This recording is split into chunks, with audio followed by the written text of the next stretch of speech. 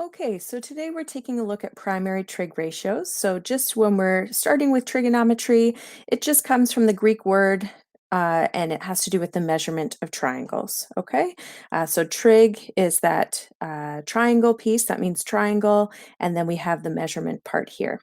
So trigonometry includes the study of right triangles as well as triangles that do not have a right angle. But today and for the next little bit, we are actually going to be only working with right angle triangles. Okay, so our primary trig ratios, they actually only work with right angle triangles. So that's something to note. Okay, so the first thing we're going to start with is how we label right angle triangles. And the first word here, you should know, the hypotenuse. Our hypotenuse is the side opposite the right angle. Okay, so that's the side opposite that 90 degrees, and we should know, we should be able to recognize that when we're looking at a right angle triangle. So the next thing we're going to take a look at is the reference angle. And that reference angle is either of the two angles. So I'm going to write either angle in the triangle. And so what we do when we're solving triangles or solving problems with triangles is that we have to figure out which angle we're going to reference for the problem. Okay, we'll go over that a little bit, but basically it can be either angle in the triangle. Then we can label our opposite side, and the opposite side is going to be opposite the reference angle. So it's the side opposite the reference angle. And then we have our adjacent side. So the word adjacent just means beside. And so this side is beside the reference angle.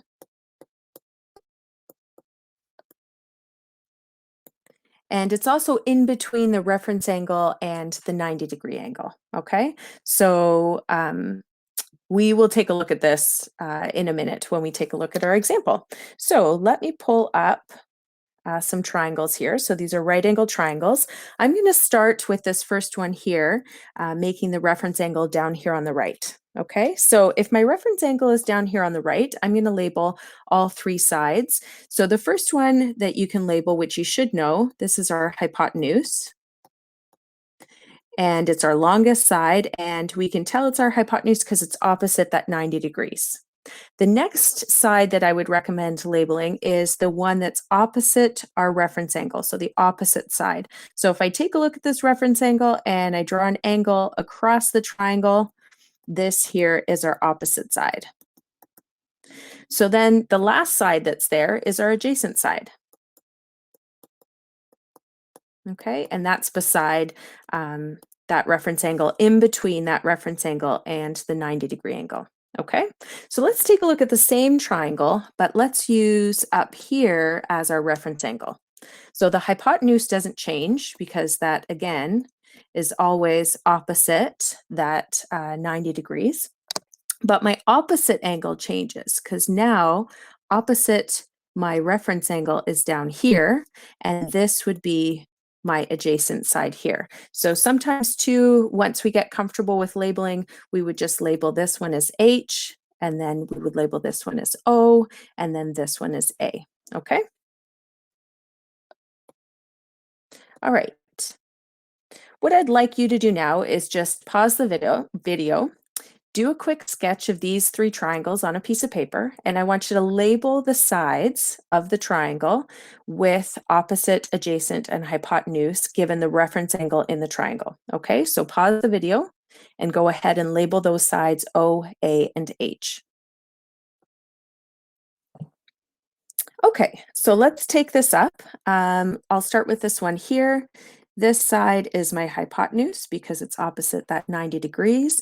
Then I take a look at this reference angle, which gives me that side is the opposite side, and then this one would be adjacent. Okay, for my next triangle, here's my hypotenuse, here's my opposite side, and here's my adjacent side. Okay, my next triangle, here's my hypotenuse, here's my opposite side, and here's my adjacent side. If you found this tricky, I have a couple practice sheets that you can use to kind of work on this skill here. So just let me know and I can give you some extra help and some extra practice.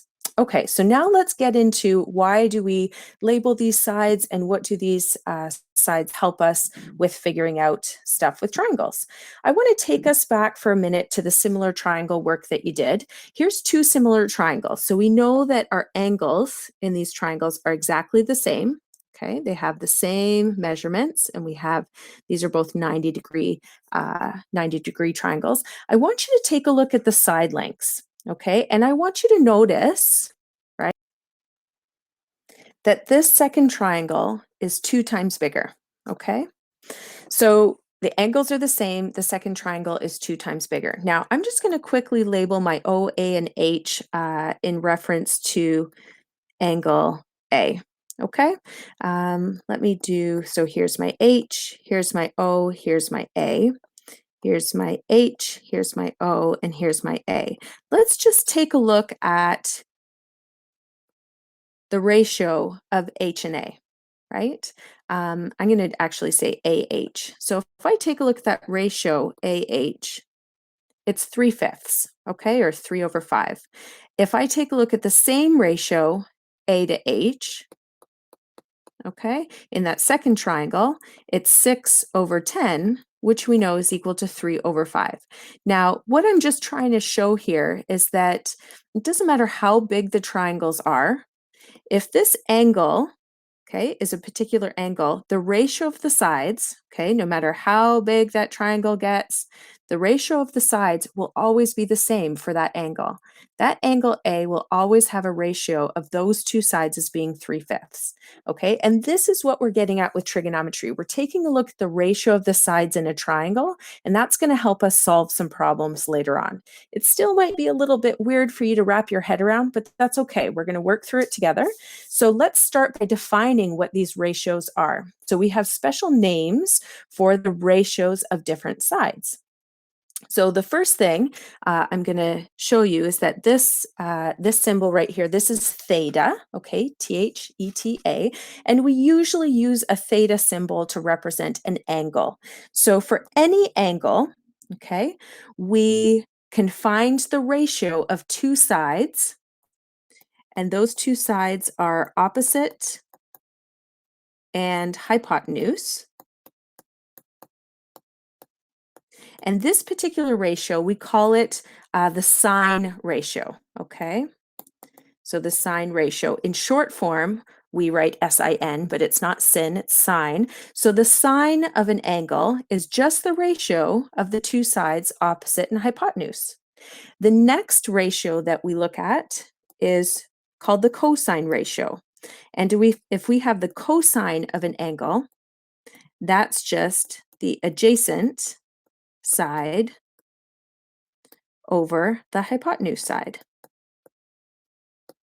Okay, and then the last ratio that we take a look at is called the tangent ratio. And with the tan of any angle is just the opposite side, the ratio of the opposite side over the adjacent side. Okay, let me switch that to a C.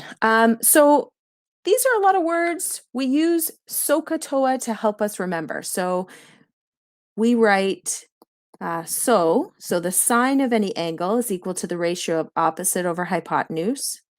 The cos of any angle is equal to the adjacent side over the hypotenuse. And the tan of any angle is equal to the opposite side over the adjacent side. So SOHCAHTOA, and that helps us remember these particular ratios. Okay, SOHCAHTOA. Okay, all right. So let's take a look at an example.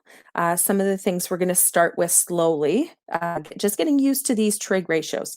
So this first example has us stating the 3 primary trig ratios, so that's sine, cosine, and tan, for the angle given, so theta, and we're going to leave our answers exact. Okay, Great. So the first thing we're going to do here with this triangle, so step one, we're going to label the O, the A, and the H, okay? So theta is down here. This is the angle that we're given, so that's our reference angle. I'm going to label my H first. That's across from 90 degrees. This is O, and this is A. Okay, great.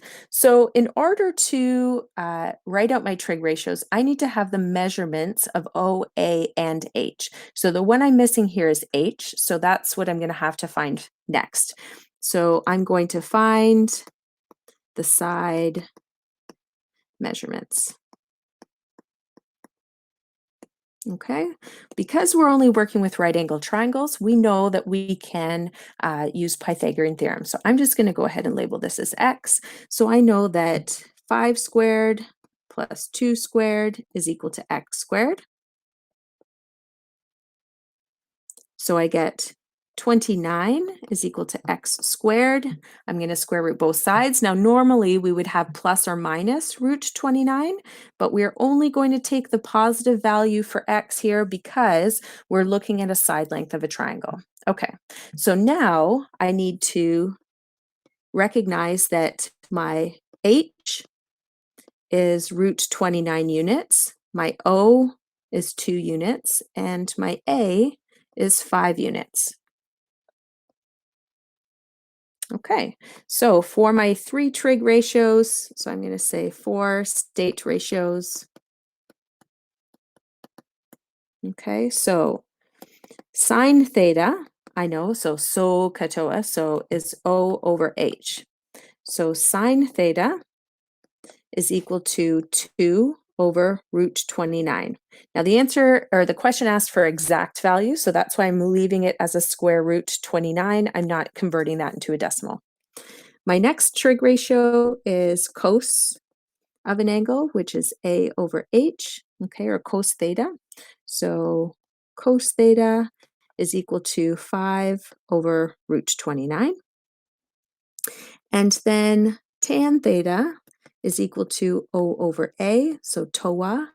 So tan theta is equal to 2 over 5. Now, obviously, if you can reduce fractions, you would go ahead and reduce fractions for your final answer. Okay, so I want you to try one. So for this question, you're going to find just cos A, so you don't need to find all 3 for the following triangle. So when it's here, it's asking for cos A. So that is your reference angle. Instead of cos theta, we have cos A. So this here will be your reference angle when you first label your triangle O, A, and H. So pause the video, label your triangle, and see if you can find that primary trig ratio for cos A.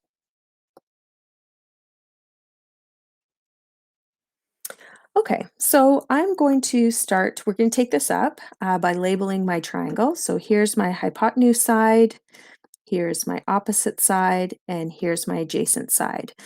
So for cos A, I know so ka toa, so I need A over H, okay? So I have the H, that's 7 centimeters, but I don't have the A. So I'm gonna need to do some work to find A first. So I'm gonna set up my Pythagorean theorem. So I have 7 squared is equal to 5 squared plus A squared. Yeah, we can just call it A squared, that's fine. Or you can call it CA squared, whatever. So I'm gonna have 49 minus 25 is equal to A squared. So we have root 24 is equal to A, okay? So now I have my A and I have my H, so therefore cos of A is equal to root 24 over 7. Now the question asked us to round our answer to 1 decimal place. So I'm just going to go ahead and type that into my calculator. So root 24 divided by 7. So I get cos A is equal to 0.69985. And 1 decimal place will have 0.7. Now, it doesn't have any units because this is a ratio, okay? So let's just keep that in mind when we're providing final answers. Our side lengths, however, have units. Our angles have units of degrees, but the ratio itself, that's just a ratio. Okay, so now we're going to take a look at using our calculator to find those ratios, because our calculator can actually tell us what those ratios are if we know the angle. Okay, so I'm going to use the same triangle that we used up here. Okay, and in fact, I know the angle of A. So I know the actual measurement of the angle A. So our measure for this angle A is actually 45, well, I'm rounding a little bit, but 45.6 degrees. Okay. Now, remember, we found the cos of angle A to be approximately, 0.7, okay, or 0.6998. So if I know this angle, I can actually plug that into my calculator. Okay, so I'm going to do that right now. Now, when we're plugging into our calculator, there's a couple things we need to recognize. The first thing, this is so important, is your calculator needs to be in degree mode. Okay, so at the top of your calculator, you'll see a DEG or you'll see a D. The other modes are going to look like this or like this. We do not want these modes. Okay, so we need it to be in degree mode because our angles are in degrees. So you need to look up how to change your calculator into degree mode if you don't have that already. If you're stuck, just email me. We'll work through it together. It's not that big of a deal. We just need to learn our calculator. So if I actually plug into my calculator, I'm going to use that cosine button. So on our calculator, we have a sine, cosine, and tangent button. I'm going to punch in cos of 45.6. And I got 0.69966, so very close, so 0.7. So in fact, our calculator will tell us what that trig ratio is, okay, for that triangle of a given angle. So just for practice with your calculator, making sure you're in degree mode, I want you to evaluate this rounded to 4 decimal places. So evaluate the sine of 67 degrees, okay? So everybody take their calculator, make sure that you can work your calculator because we're gonna need to use this. So I'm gonna hit, on mine, I hit sine first and then 67, and I got 0.9205. Some of your calculators, you're going to hit the 67 first and then hit sine. So it really depends. You have to learn your calculator. And always, you can email me if you're stuck with your calculator. It's not you. It's just figuring out how to use those trig buttons on your calculator, okay? So that's the end of today's lesson. We have some practice to do. It's actually not a lot of practice, even though it looks like a little bit. It's very quick answers, okay? So make sure that you do all of the practice questions, and if you need more, you let me know.